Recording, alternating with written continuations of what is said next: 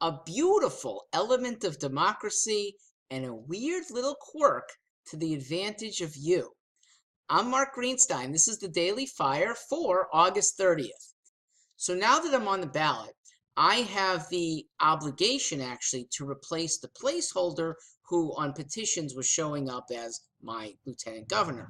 There was no intention of that person staying on. It's now time for a replacement, somebody who will serve as lieutenant governor for 3 or more years. I hope to resign after 3. I'll stick it out till 4 if I don't have a really good lieutenant governor.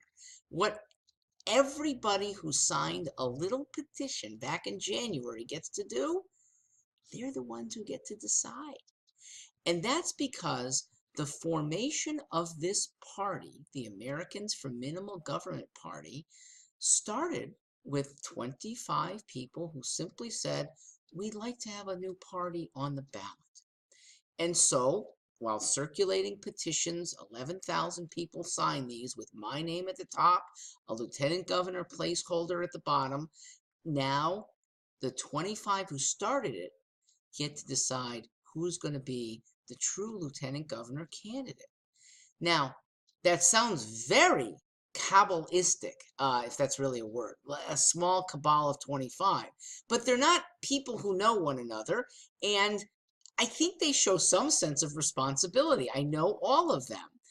Getting them together in one room might be difficult. We'll do this over 2 days in September, and they will be armed, this is so good, with the names of anyone who's gotten multiple votes from Connecticut people to be the lieutenant governor. In other words, the nominations are from you and you and you and you and you and you.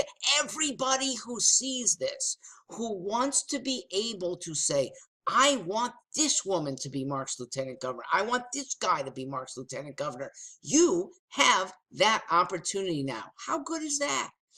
Anyone who's garnered 2 or more, it's like a nomination and a second, they're on the list.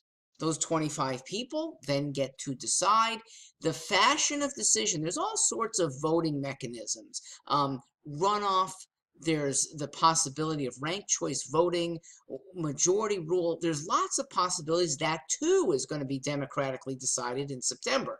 So from a group that could number literally 3 million people, I'll take anyone age 13 and up who is in Connecticut. You don't have to be a registered voter. Your nominations are now open at stewartforliberty.com. And once we have 2 weeks of input, we convene in a very responsible fashion. It really is the party that gets to decide. It's not me. I have some names that I will be putting forward. I got at least 30. And we'll see where the chips fall. I don't have veto power. I have a lot of the votes because the party is structured to give people who've been in it the longest more clout. But I deliberately have kept myself from having a majority, which means for governor, I myself could get conceivably outvoted by these members of the party who barely know me and signed something back in January. I don't think that'll happen because they got to find somebody else who's willing to do this. But it is within this new party to control the governor and the lieutenant governor. We'll see what turns out. I'm eager to build this display of democracy. And once we become an official party next year, that wide democracy will continue.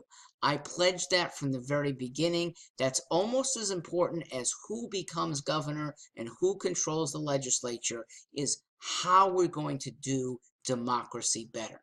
Thanks for being along for this very interesting ride.